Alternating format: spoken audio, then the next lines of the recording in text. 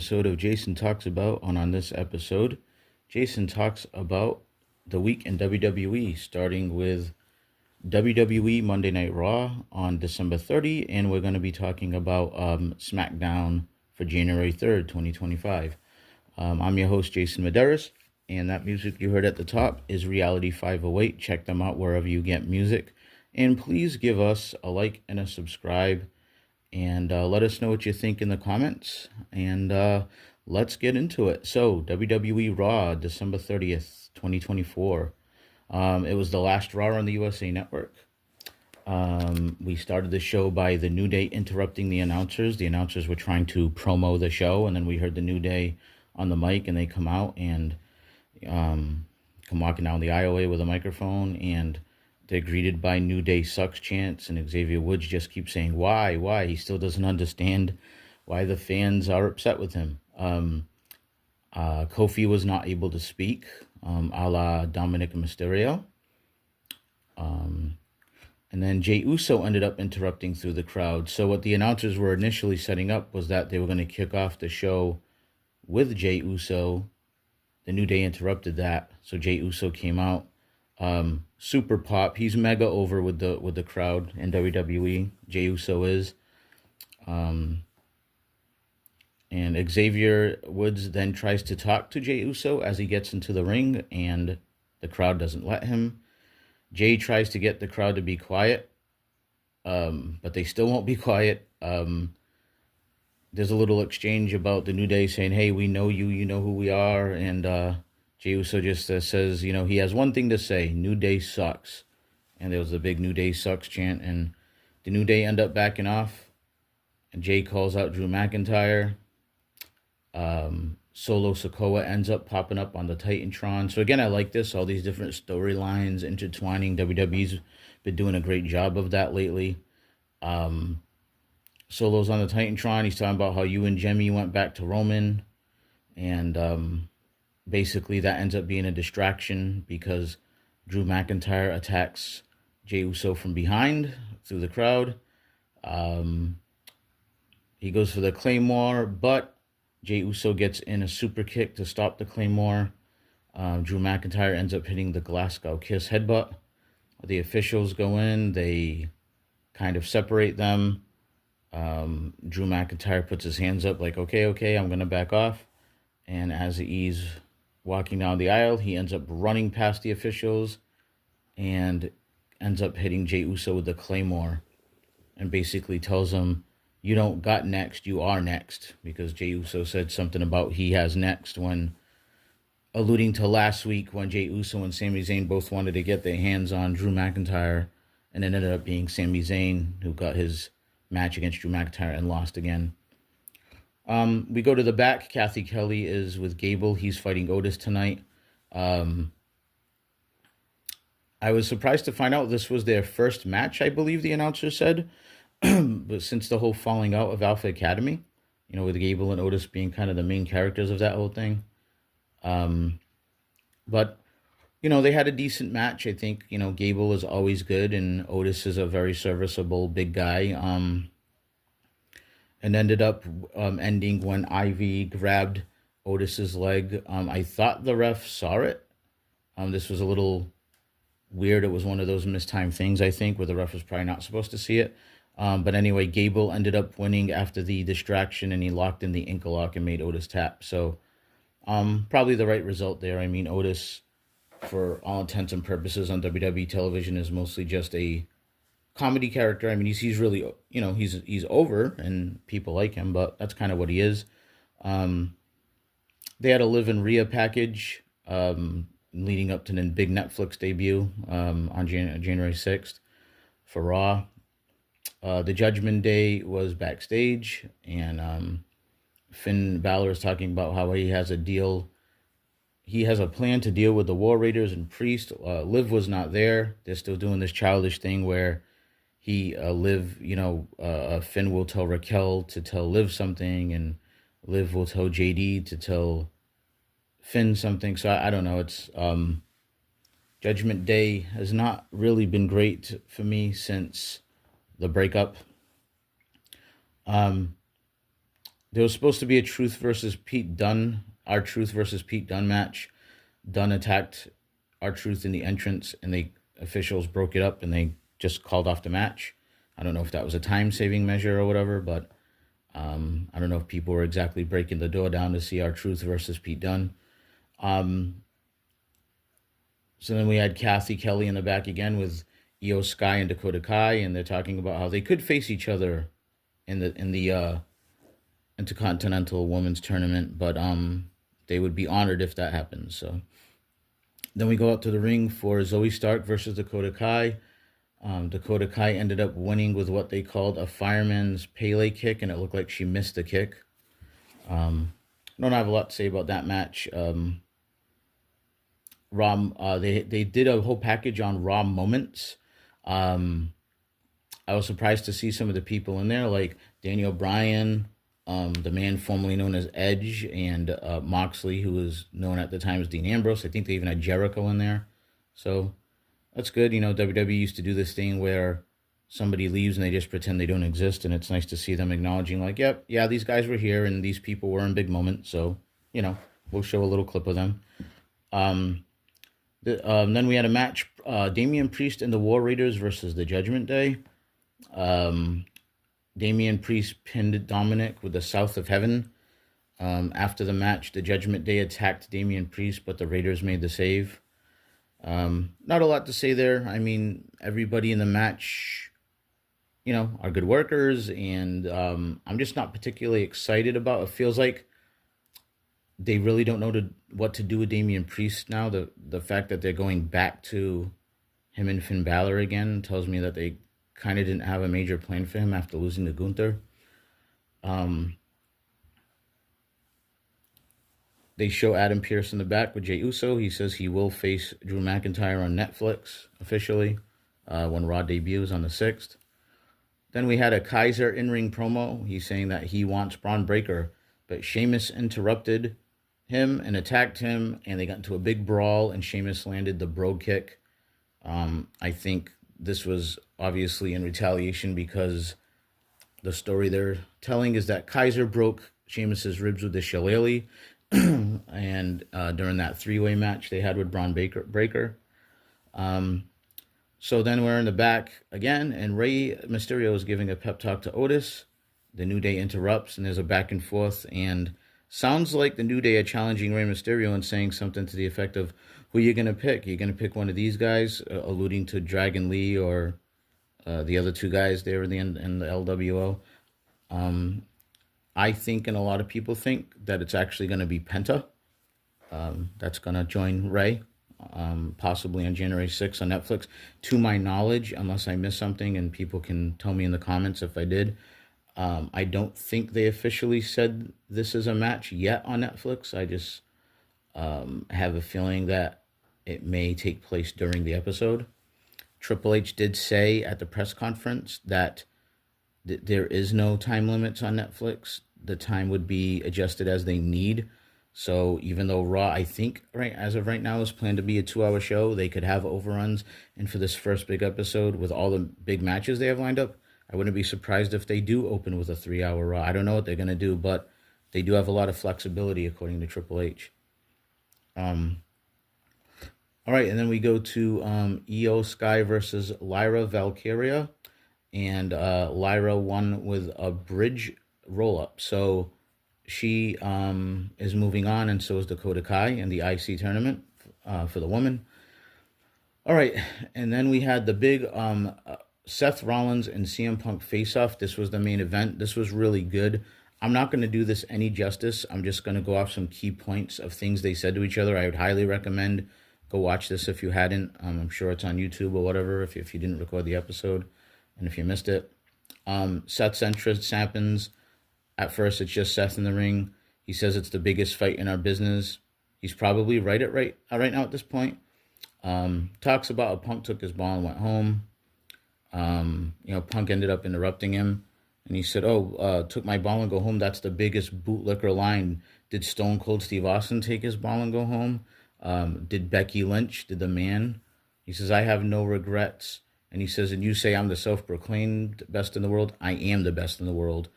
and he talks about how he said he made it very clear when he came to WWE he was back to make money and not friends, and he referred to Seth as a former little brother. Seth hit CM Punk with "My wife's not around because she's raising a kid, but you wouldn't know anything about that." That got some kind of oof in the crowd, and I didn't really understand that burn. Was it like, "Ooh, CM Punk, you're not having a kid"? Okay, maybe he doesn't want to right now. I didn't get that insult. Anyway, he also talked about how Stone Cold said that was the biggest mistake of his life when he left, walked out. For those of you who don't know, they're referring to this thing in the past where Stone Cold supposedly refused to job to Brock Lesnar with no storyline build up and walked out of a Monday Night Raw. He says how CM Punk went on the podcast and tried to kill this company, referring to the infamous Colt Cabana podcast. He talked about how, CM, you went to the competition, and how did that work out for you? I would say it worked out pretty good for him because he got paid a gigantic contract, and I'm sure a lot more in NDA money, and then got to leave, which led to the big return in Chicago for WWE, and I'm sure got a big payday and is going to get an even bigger payday from all accounts that they want to continue working together. But that's besides the point. Seth talks about how he stayed and he waved the flag for this place, and I'm the big brother now.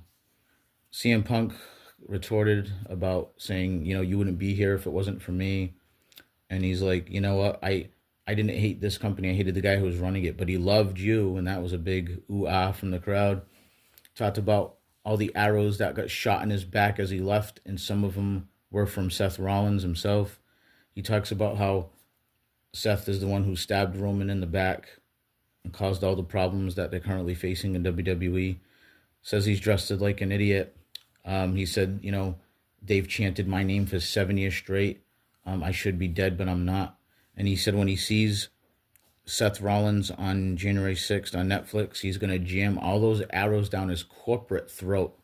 There was big CM Punk chants, by the way, throughout this. And then Seth shot backward saying that CM Punk is a cancer of the locker room and to the business, and you need to cut out cancer. And he says how he's going to burn him to the ground on Netflix. And they went off the air with Seth's music playing, and the two of them kind of eyeballing each other as they went off the air. So this was really good. I paraphrased it there. Like I said, there's no way I would do it justice. But I just wanted to kind of go over that. Overall, this was just an okay Raw. The wrestling wasn't really great in my opinion. The two women's matches were just okay.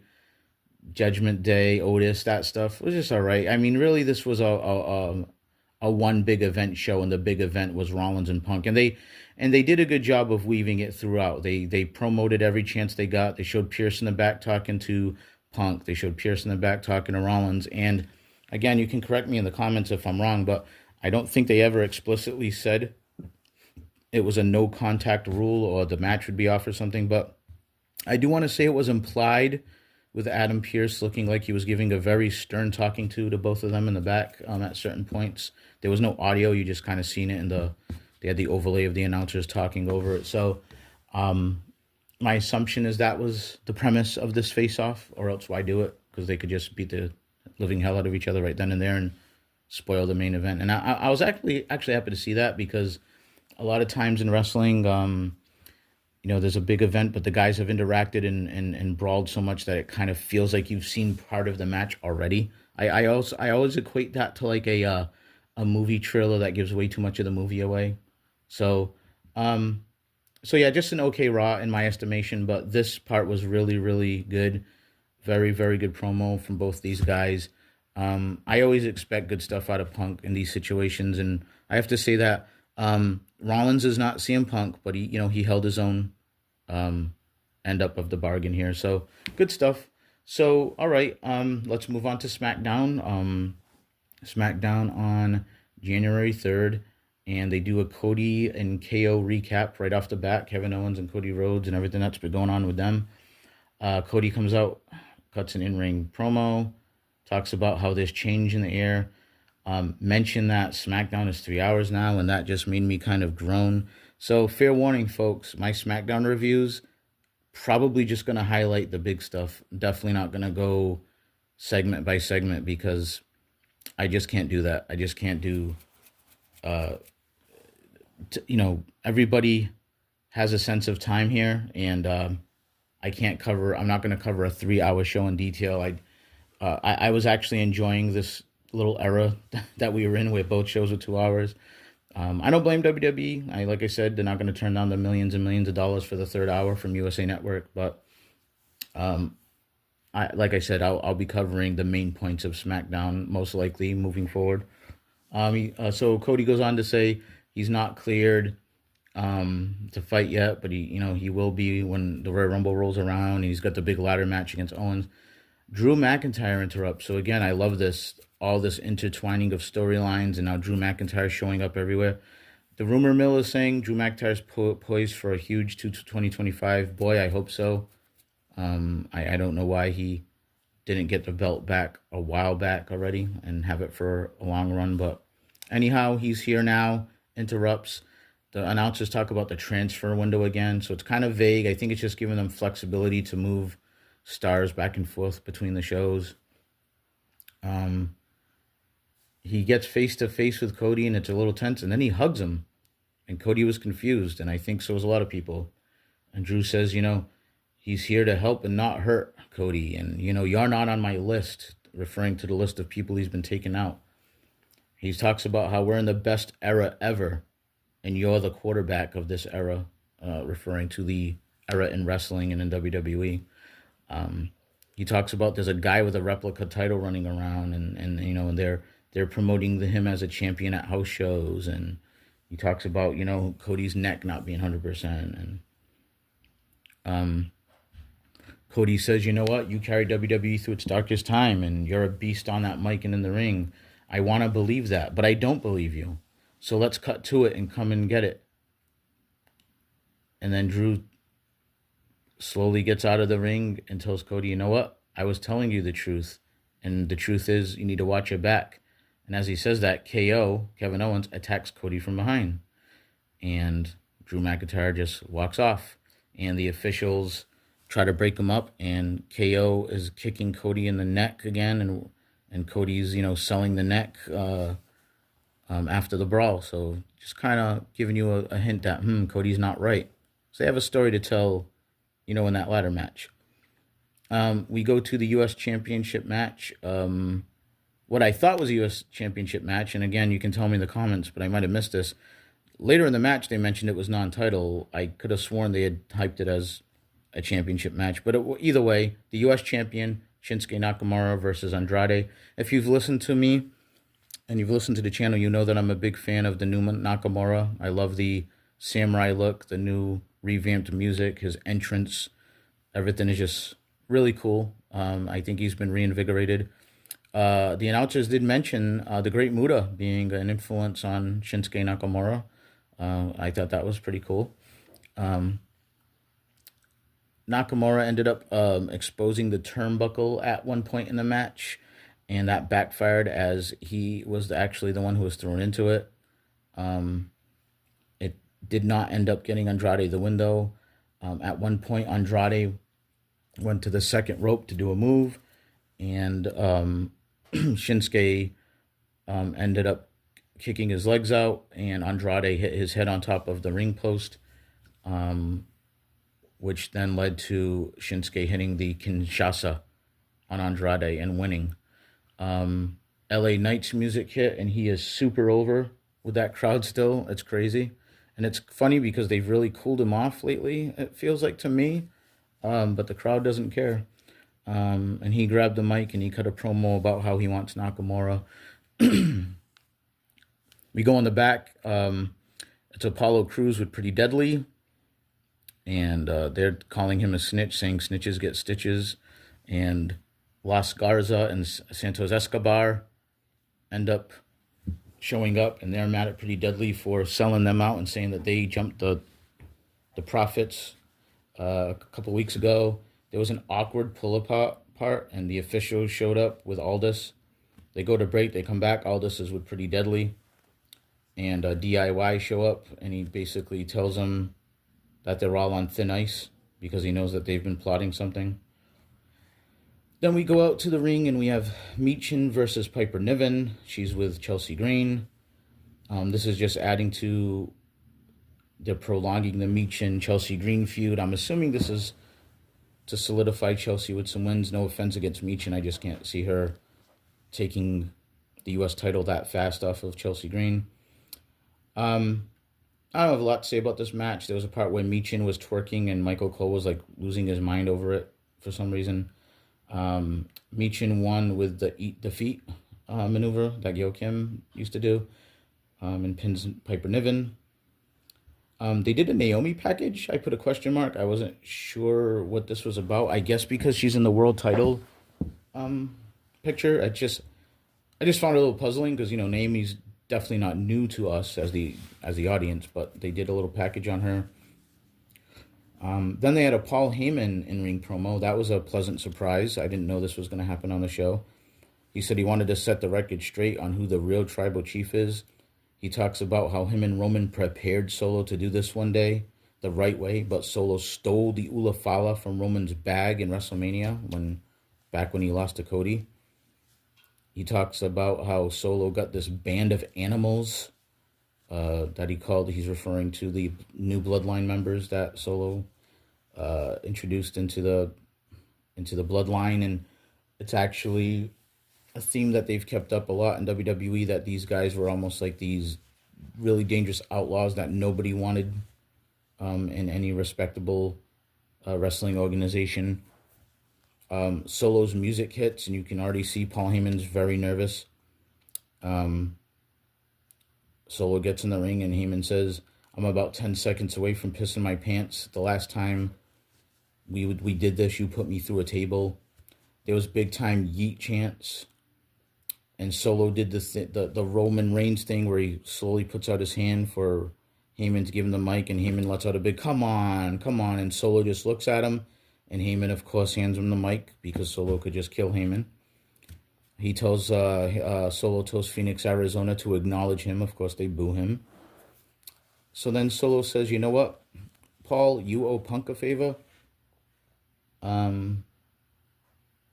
me owe you a favor." He's like, I want you to hold the Ula Fala during the match.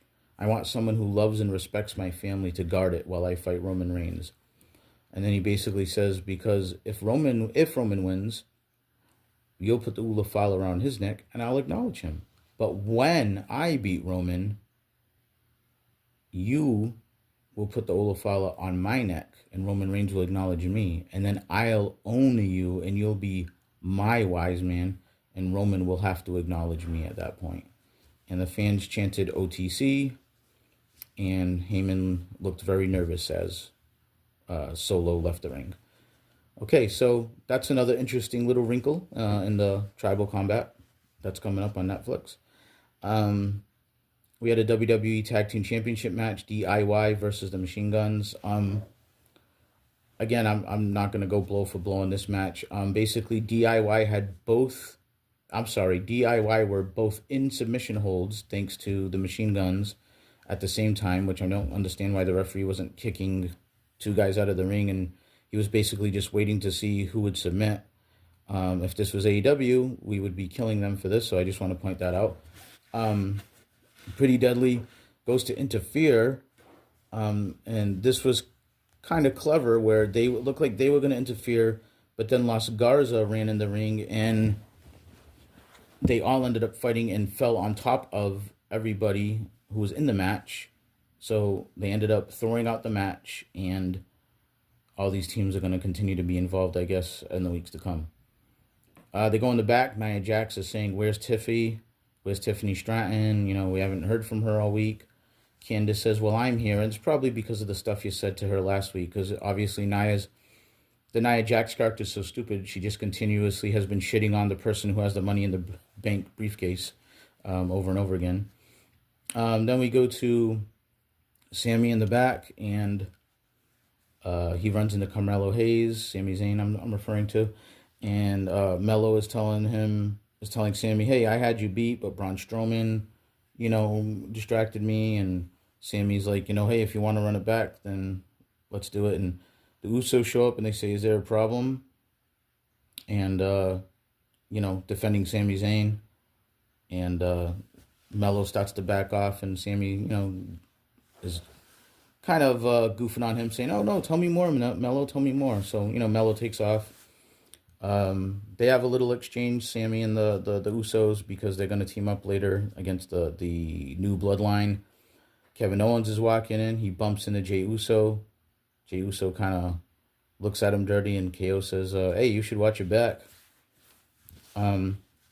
Then we go to Aldis with Cody. He's saying, "Are you okay?" And Cody, is saying, "Of course you know I'm okay." And Aldis is saying, are you thinking about the company? Are you thinking about your health? Are you even going to make it to the Rumble? And Cody says that Aldis is a good boss and he appreciates him looking out for him. But if he sees Kevin Owens, he's going to drop him. All right, so then we go to the Women's Championship match. Naomi versus Nia Jax. Just some key points here. At one point, Jax was in a submission hold, and Candice tried to distract the ref, and Bianca stopped her and took her out. Nia Jax let go of the submission hold on Naomi, went outside the ring, and just threw the belt at Bianca. I've never seen that before. And then threw Bianca into the ring stairs. Then she gets back into the ring, picks up Naomi, and goes to give her like a power slam off the second rope. But Naomi countered it and kind of flipped them both around. And basically Nia Jax is the one who took the hit. And then they both laid there selling. As they're laying there selling, we hear the Tiffy time music. And here comes Tiffany Stratton. She runs down. She hits Naomi with the briefcase while the referee was dealing with Candice LeRae, so to take out Naomi. So then at that point we're thinking, oh, this whole thing was just a ruse, right? Because then Nia Jax ends up hitting the Annihilator on Naomi and pins her. But then as Bianca Belair was checking on Naomi, Nia Jax attacked Bianca. But then Tiffy hit Nia with the briefcase as she was on the second rope about to squash Bianca, which then led up, and then she took out Candice LeRae, and that led to Bianca getting up and giving the KOD to Nia Jax. That was wicked impressive. So basically, Nia Jax is laid out cold, and then Tiffy runs back in, takes out Bianca Belair, cashes in, and then I wrote the crowd was red hot for this, like red hot. And she goes up to the top, hits the prettiest moonsault ever. She's the new champion, and the pyro is going off, and the crowd is going nuts. So this wasn't a very babyface cash-in. It was a mixture of things. I'm not sure if I would call her a straight-up babyface yet. But seeing as the crowd, how they react to her, I think she's going to get there. But there's definitely some things to be resolved here because she also took out all the baby faces with the briefcase too.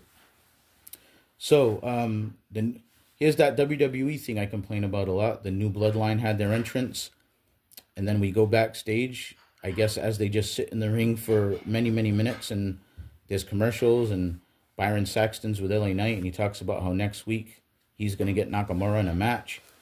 And then we go back to the ring and to the arena, and then the OG Bloodline entrance comes through the crowd. It was interesting to note it was Jey Uso's music, and they were introduced as the Usos, all three of them, Jey, Jimmy, and Sammy. So we had the new Bloodline versus the OG Bloodline. Just some key points here. Jacob Fatu was pretty dominant every time he was in the ring. That's definitely the right move. At one point, Drew McIntyre came strutting out to ringside. And that caused Jey Uso to dive out there and dive into him. So Drew caused the distraction just by being present.